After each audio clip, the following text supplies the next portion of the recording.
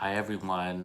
My topic today is about letting go. Letting go and moving towards the future. I was walking down the street, noticed all the Christmas trees that were put on the curb, and I realized that folks were ready to let go of the December holidays, the Christmas season, and move into the new year. And then it reminded me that I want to take care of that as soon as the new year hits. And so I put my tree on the curb today, and it felt so good, put away the ornaments, and vacuumed with all the leaves. Now, why did this topic come up? There were a few events that happened that I had to channel my letting go skills. And I do want to thank Mel Robbins because I've watched a couple of your podcasts about your new book, the let them theory, right? And then like letting people be who they are, and then you deciding how that impacts you in your life, and then you have the choice to keep it or move on or accept it. A couple of things that I wanted to share. I was at work and I was engaged with someone that I work with, and it was just, say, how are you doing? What did you get to do this weekend? I was asked that first, and I had just like revealed so much.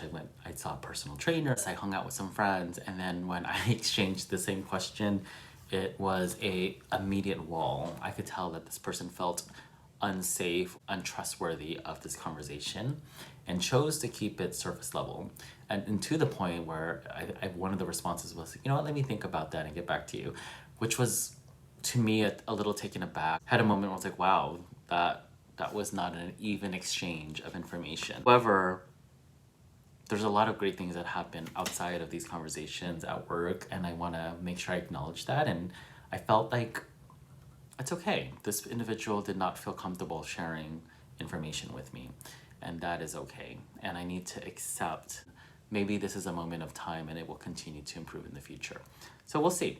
I also, now that I had this kind of minimal, like I need to get things out of this I have this trunk. It's a really large space that turns like, it's like a couch. You could sit on it, but when you open it, it's a trunk. I've had all these clothes in there. These are clothes I don't wear, but I felt like they had value and I could sell them on Poshmark and get some money back. And I've been waiting, and they've been in there for a year, and I never wear them. They're just not of value to me anymore. So I decided, like, you know what, let me post some, and then let me take some to this store called the Buffalo Exchange. I went there. I had like 8 items. I was like, for sure these would sell. So the woman like pulls them, looks at them, analyzes them, and she says, well, pass. And I was like, what? Some of them were like, I felt like had a nice brand name to it too. And she said, yeah, the store's really full right now, and I don't think these will sell. And I was just so taken aback and disappointed. And I immediately like kind of had a bruised ego, of course, and I walked myself over to the next thrift store, which like literally next door, called Out of the Closet, a nonprofit. And they were so thankful for the donations, and I gave it all away. The the trunk at home ended up being emptied out completely. I just like, you know what, I'm moving on from all these clothes. I've never taken time to post them. I've never taken time to try to sell them. In fact, they weren't even worth my time anymore. So got rid of it, put them into a plastic bag, and took them to Goodwill. So I had more space to put in this trunk, and my closets have been just giving me a headache because I just felt like it didn't have enough space and room. And I was able to move some items from there into this trunk. I also found 2 articles of clothing that have been sitting in this closet for at least a month that I haven't worn yet because the sleeves are too long. I have short arms, and I also felt like it was too long on the body. Went online, found a new tailor because I haven't been really happy with the last tailor, and that could be a reason why I haven't had them done. But took them to her. She agreed that they needed to get fixed, and now they're ready for January 6th pickup, and I'm so excited to wear these clothes. Like one of them was a very expensive top that I felt was gonna be perfect for the winter, and here I am, have not worn it yet, and we are in the middle of winter. So I'm excited for that. So letting go of the thought that these clothes would sell, the thought that it would give me money, but now it opened up new paths for my clothes and closet. I went to a movie night with a friend. He invited us. There was 4 of us total. We watched 2 movies. It was such a fun night. It reminded me that we had a conversation about 2 months ago that he wanted to go check out a saloon. So it's a saloon in San Francisco that teaches country line dancing. So I'm like, yeah, let's go. He never took action and planned it yet, but I was just invited to a birthday party mid-January. at this. And so I brought it up and I was like, hey, is this still, I pulled up my phone, is this the location that you were trying to coordinate something and have us go? And he's like, yes. And I was like, well, I'm going. Would you like to go with me? We immediately thought of someone that the last time we hung out with this individual, he wore a cowboy hat. It was not a country bar, but just, you know, an outing, and he wore a cowboy hat. So it kind of reminded us of him because of the country line dancing. And I said, should we invite this individual? I brought up a conversation about, you know, we haven't really talked to him in a while. And when we do reach out, the reciprocation wasn't quite there, and the engagement. And it reminded me, like, why do I hang on to folks that are not reciprocating at all? At all.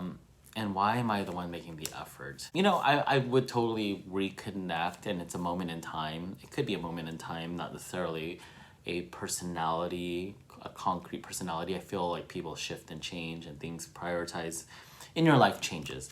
But at this moment in time, does it bring me happiness and joy? No. And I'm going to let go of that idea that we're going to have a reunion somehow. It's not in the cards at this moment. Letting go. The last thing that I wanted to share was letting go of some fear.